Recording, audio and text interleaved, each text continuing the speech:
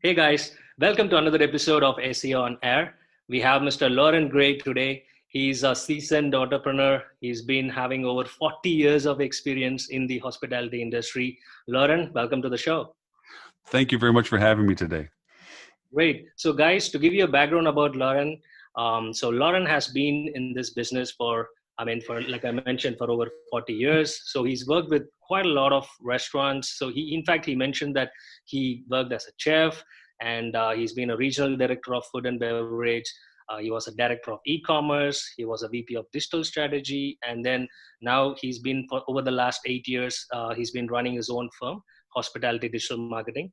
And Lauren also has his own podcast, and he does a lot of live video shows. He's a keynote speaker, and he's also an award-winning consultant for both international and domestic. And he's the best person to speak about anything related to digital marketing in the hospitality industry. Lauren, we are so happy to have you on our show. There's going to be a lot of learnings for us today. Thank you very much again, and I'm looking forward to the dialogue about the fun stuff we're facing. Yes, Lauren, lot of stuff going on. So we know this COVID. I mean, as we speak now, it's actually. I hope it's crossed the curve. We have successfully bended the curve. I hope. But as we see, there is a light at the end of the tunnel, and the global crisis is. Everybody's talking about the hospitality industry. It's like done and dusted. It's going to take a while for it to really get back on its feet. But the best answer would be coming from the person like you, because I'm pretty sure you would have seen it all in the last 40 years. A lot of crises, right from the 80s, the 90s, the financial crisis, and then the 2008 financial crisis, so the depression. You would have seen everything. So I think you're the best person to answer this. What do you think, Lauren? How do you think this hospitality industry is going to take a while really to get on its feet, or what's your opinion on this? Well, it's a matter of time. When you say a while, it will take time. It won't be a matter of weeks or even months. It might be a recoverability over 18 months to 24, depending upon resurgence and what our governments do to solve the resurgence hotspots that get created from flare-ups of people that may have been introduced into the public a little sooner than they should have, or people that had yet to contract this unfortunate virus. And then it creates issues on travelability into that market and so forth. But it's actually a bit of a combination of several things. It has similarities to 9/11, where there was the depression of interest in travel, the uncertainty, the insecurity of travel. But we didn't tell people not to travel. It was their choice not to. Then you have the financial instability and the loss of 08, 09, where people didn't have the financial capabilities to. That aspect of this has yet to be realized. We're still in the throes of our confinement. We're still working through the process of reacting to the events that have unfolded these past few weeks. The financial variations to travel have yet to be experienced, not just the social implications coming up as well. Right. And so I believe while you said like it's going to be like 18 to 24 months, I mean, at least the domestic travel and the domestic hospitality industry should be able to stand on its feet much earlier, right? Very much so. Obviously, it's a well-known discussion that the earliest forms of travel discovery coming from this will be drive market, localized travel. Some people might find the ability to travel farther, where even if they have the financial means, they might consider it as an opportunistic travel. We have, just as we know our own travelers are different in their travel requirements. Me as an individual might have 4 different travel patterns with my family, for business, for pleasure, or what have you, localization of seeing family, what have you. I have different traveling requirements. So too, coming out of this, we will have different traveling levels based on tolerance of insecurity. We'll have people that are less, they don't believe that this is truly a threat, or they've recovered from it and they don't feel like they're in a threatening position anymore. They're going to be very opportunistic in their travel. They might be willing to travel a little farther than most, all the way down to the very conservative person that may still not travel. And that none of those decisions are maybe based on finance at that time. And then when you add the financial factor into it, you may have people that are very much about wanting to travel, but they have no financial security to do so. So they'll be limiting in their capabilities as well. Right, right. So now that we have, like, let's assume that there's going to be a downtime for about at least like 8 to 10 months now. Let's assume it that way. Now, Mhm. over the last few years, the online aggregator, the travel aggregator sites have seen a phenomenal amount of growth. And in fact, hotel industry has been like, it became a luxury because uh, you know having your own website, trying to rank for it takes some time. Rather than that, they are trying to focus on the giving more experience in there by improving their customer service and all the other areas. But this website has always been treated as an afterthought, because they are getting some good leads out of the paid campaigns and out of the travel portals and stuff. So now, can this time, this 8 to 10 months time, or at least let's keep like a 12 months time, a year's period, could this be the time where the hotel industry can actually try to do something around this and get back on track? Definitely so. Concerning timelines, we knew that the OTAs had faltered to a Hmm. certain degree at the beginning of this year. As we know, Expedia was going into this year without a CEO that had resigned, and their board and so forth in December. Right. They reported lower earnings and so forth, same too with hotels.com as well. They were Right. going into this already with a variation of uncertainty based on the fact that Google has expressed its dominance in market. We know that Google is truly the largest entity in the spectrum of discoverabilities for our products and services. And they were putting a definite variation to how OTAs were proven to be effective. We know that that Google, in its AI usage for search results, has gotten better at quantifying the value of content associated with hotels and so forth. And the OTAs were very shallow in their content. They had recognition, identification, NAP information, so forth, and they had some review processes and what have you, but they didn't have a depth of content as well as hotels had of themselves. So indexing got shifted a little bit towards the fourth quarter of last year that we knew, where hotels were able to represent themselves a little bit stronger into the organic space. That being said, organic space was 8 slides down on a mobile platform before you first saw any of this, because you were going through all of the Google content of their answer box, which we affectionately called Google Zero, and also to all of the paid circumstances that they were still allowing to have happen, plus Google's Maps, Google's Rates, Google's Local, Google Business, all of those things you had to go through before you got to the content that you could actually represent yourself in. So Google has put itself into the position ahead of itself. So coming out of this, I think the hotels are going to focus a lot more on the aspect of profitability, where prior to this, they were focusing very much about top line revenues. Right. Now they're going to want to come out of this with a profitability quotient. So they're not just going to hire everyone back immediately. They're just not going to go back to spending at the dollar levels that they were doing prior to this, or even the strategies prior to this. They're going to incrementally grow themselves, much like the airlines did after '08. They didn't put all the planes back in the air. They slowly put planes into routes that they could sell completely full before they added another plane. I think the hotels will take a lot of that strategy coming out of this, and OTAs are not as strong of a component of that in the total spectrum as they once were. Yeah, absolutely. I think it's a great time, right? So now that when they are deciding now that, okay, so now they have found a weakness in the OTAs, and then the hotel industries, already the hotel sites are getting the more rankings and more traffic. Now, what could be the top five things that that they should watch out for? Because while we are doing this, there's only limited margin of error, because this is probably once in a lifetime kind of an opportunity for these hotels, because this kind of downtime, I think it shouldn't be happening at least for the next 100 years, I believe, if the statistics are right. But so with this kind of a track in place, what are some of your recommendations, Lauren? Because you've been doing this for the last 8 years, fully focused on the hospitality industry, digital marketing. So what are the top five things you would recommend? Well, in the spirit of why we're talking about SEO, your own content, your own development of content within your site, and Right. I say this more from the independent hotelier or restaurateur, being Yep. able to influence that more so than a brand. Obviously, brand has its restrictiveness or controls as to what you can contribute to. But just taking it from the perspective of being able to expand your own content, the localization of your content, the expansion of content. Right now, as you pointed out, uniquely, people have the time to read a little bit more than they were reading before, view a little bit longer than they were viewing before, listen a little bit longer than they were listening before. Yeah. And so putting content into place now about things that people want or need to discover, break them down into segments of their interests.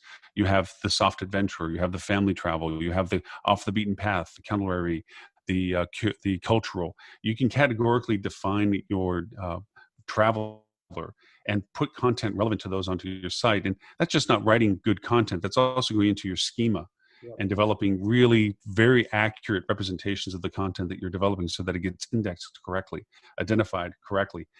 Go for that Google Zero aspect, that you show up for the answers to questions related to and related around you in your market space. That's the first out of 5, I would say, is the content generation and optimization of it. The second would then be strategizing that content by identifying the audiences you want to put it in front of. And I'll pause at this point because, as you can tell, I can keep going. Definitely break it down a little bit more if you'd like. Yeah, absolutely. It will be great if we can break down a bit, because that's a big topic itself. Yes, it is. That's like the baseline. That's building the foundation to the house, so to speak. Yeah. You're putting this content into your website that you can use and refer to in your entire strategy program. If you wanted to be more granular about this and as to how you would want to define your SEO, I would say that you take your CRM data, should you have good access to it, and begin to identify the demographic personas associated with your persistent guest. And your guest isn't the same person over the course of the year. They change, of course, over the course of the year, depending upon business cycle, event-driven things, and so forth. They come from different places for different reasons. Creating those segmentations and personas and identifying who walks in your door at different times of the year and where they walk in from is the basis of what you would build what I just referred to on the SEO content that they would find of interest, of value, and importance and searchability. Those are the things you put together. Once you did that, then you would then build up a structure of communication for them. And that goes back to organic social at this point, where you're then identifying when do you want to start dialoguing with people demographically, geographically, about content that they're interested in a time-sensitive way, that when they're looking through the discovery phase, high in the funnel. Then from a paid perspective associated with that, what are the large, big terms that are so affordable right now that you would never think about buying before because they're just too expensive, but you can show up for some great terms for your market because nobody else is buying on them right now.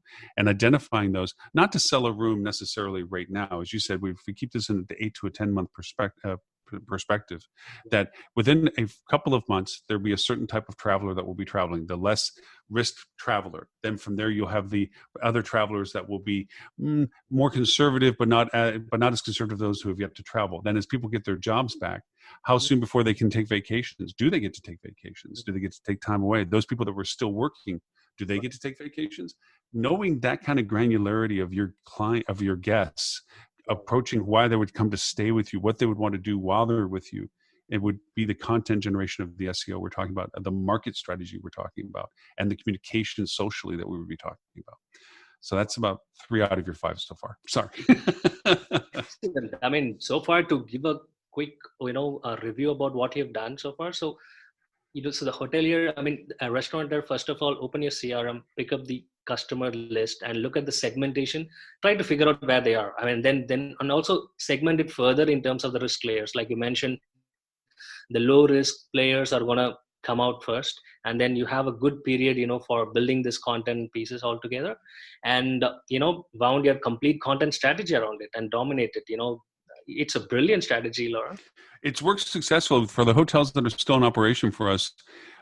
We've been very good about even selling them out on occasion by the targeting that this creates, the capabilities of identifying and messaging to these people on platforms that they're still using. For those that this is not an SEO conversation, it's more of a marketing, but if you geofence correctly or proximity market correctly, and you identify the people that you're wanting to talk to when you create those parameters, you can identify direct messaging to them where they understand what your product is, the value proposition to them. And this isn't a rate and date proposition. This is a value of opportunity where they didn't realize, by coming into the market, that the hotels they used to go to are still closed, and also, or they've been stranded because they have to travel. There's segmentations of people that are still having to travel even as we speak now.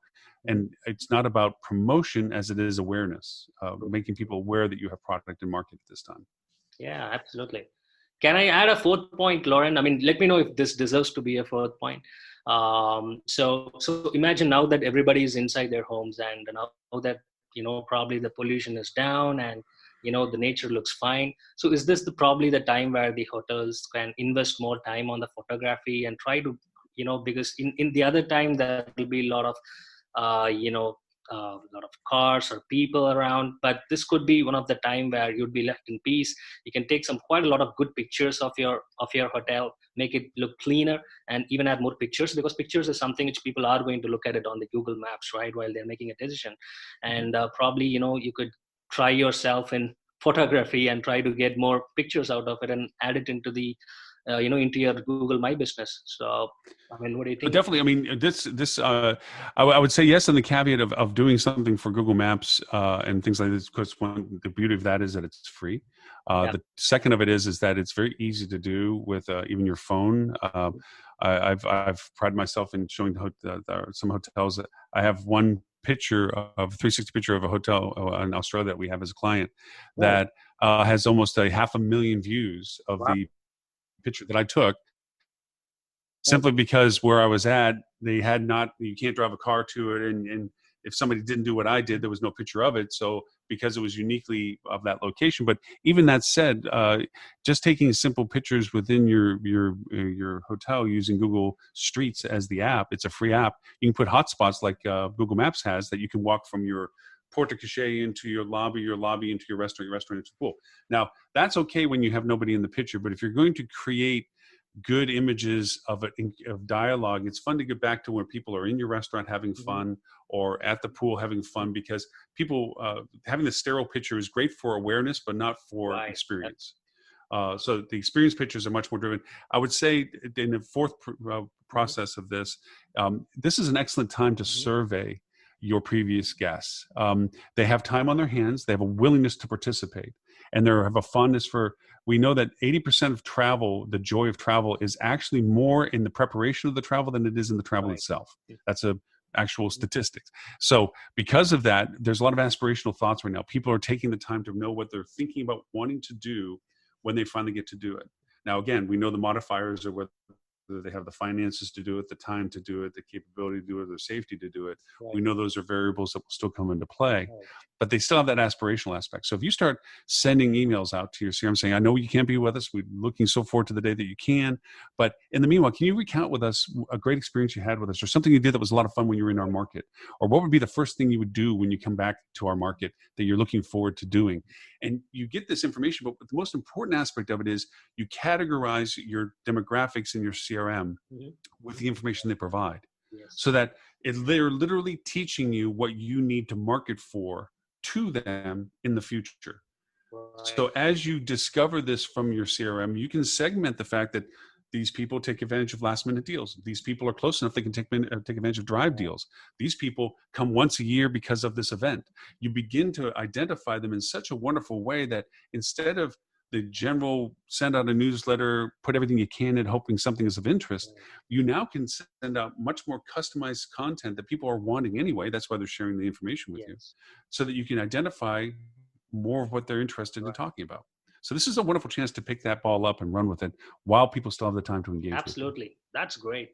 So yes, so to summarize the fourth point, it's going to be looking at the CRM and then trying to ask people about, the reviews and to share their experiences, and obviously use that in a later stage. That's going to be a gold mine of information coming out, because people are wanting to recollect their old memories, or because people, I think, Lauren, even me, I mean, I myself, I mean, staying inside for over 1 month, it's like horrible. Actually, we just want to get out. And what we are doing is trying to look at the old memories, trying to bring in, okay, yeah, we traveled here, traveled there. And these kind of, the moments is something which people would like to recollect, and probably a good time for these hotels to get those deserved reviews that these people might have forgotten, to even review it, right? Mm-hmm. Yep. And I'd say to the fifth point, which is nothing works in a bubble. SEO by itself is not as the greatest solution as it can be if you amplify it with social organic, social paid, and then paid in general. Those are the components that work well together. All this content that we've been talking about, all this granularity of understanding your guest base and so forth, using it to convey stories in social where people can engage with, not about selling them something. Social is much like an electric guitar amplifier. The electric guitar doesn't sound very good unless it's plugged into an amplifier. Social is an amplifier. It allows people to be engaged in conversation, storylines, but not constantly hit with direct sales like rate and date, buy. That's not this. Even now, even before now, this was not the thing to do with social, and especially now, you just really want to create the dialogue. You want people to engage with you because the centric aspect of picking a hotel to stay at Right. is the core of your experience in that market. Where you stay is the central aspect of what it is you experience. Right. And so when people begin to get tempted by other hotels that may have lower rates than what you're offering, if you've done your job and really engaged your guests as to all the cool stuff that they have discovered through you, in proximity to you, in value to you, Mm-hmm. then that $20 or $30 rate change is not worth it, because they would have to realign what it would take to go see those same things from a different location, when they really feel like, you know what, these guys have always been, I've learned a lot from them. They've shared a lot with me. I've engaged with them on this. It's not worth that savings for me to change to be the other place and stay there. So that's where this value comes in, and using paid and targeting your feeder markets, targeting them at the right time, targeting demographically correctly. The cool part of what we have experienced now, compared to of all the things you in the past 40 years, if you just say, is that we have some very excellent granular tools that I can target about any individual detail of somebody, Mm-hmm. and make that a point, so that they are the only ones that see the offers. They're the only ones that see the information I'm wanting to share with them. Yep. Where in times past, you really just had to hope that by broadcasting what you had, somebody would find it of interest. So we really have some pretty cool tools that are usable now. Mm-hmm. Can you name few, Lauren? It should be helpful for people to look. Sure. Well, I mean, one of the ones I'm very much engaged with right now is a platform for those who have WordPress based websites. Actually, more than just WordPress, but I use it on WordPress platforms. It's called Ifso, if dot dash so.com Mm-hmm. or .io. And what that does is it creates dynamic content on pages based on where they came from to come to your website. So if they're a repeat guest, if they're from a certain geographic location, if they came from a certain ad, if they were second visit, fourth visit, or what have you, the content on the exact same page that they would be looking at versus somebody that didn't meet that criteria would see something completely different. Right. And that makes it really great in the sense that if they did, maybe when they come to your website, there's a more custom experience for them. So if I knew that, say, Detroit was a feeder market, Mm-hmm. and they came to a website via an ad that I had in the Detroit market, I might have links to the best flights out of Detroit. I might have content about what people from Detroit, learning from my CRM, would find of interest in my market, like of a such and such hot dog festival, just making it up, but just as an example, on the page, which might be just a little snippet of information. I might have referrals of people or ratings from people just from the Detroit market on that page, Right. showing up for them, so that there's an affirmation that, oh, I'm picking a pretty good spot, and other people from my market like this place, and hey, they got some hot dog shop that's around there that makes Detroit specials, and Mm-hmm. and look at that flight from that airline, that's not a bad flight. Those things add to the customization aspect. So that's a cool That, tool to that have, looks actually. looks really interesting, Lauren. So Lauren, after this podcast, we'll be anyways transcribing it. We'll be adding a detailed blog post around it.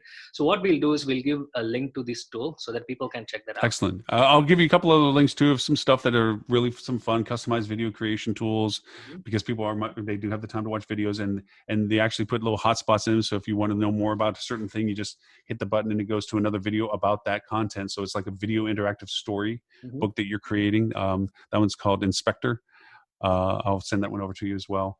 And a couple other tools that are just good usable tools that create that custom content experience for SEO value. Wow, awesome.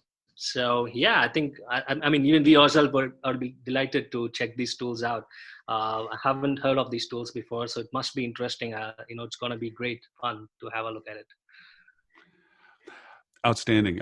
Yeah. Then, like I said, there's more to it. Obviously, you can spend more than 20 minutes talking about these things, but it's a good starting point to realize the value proposition of looking at it from that perspective of growth, from the SEO value up to the paid value, and reconnecting with your guests when they get time to be able to travel coming up in the future.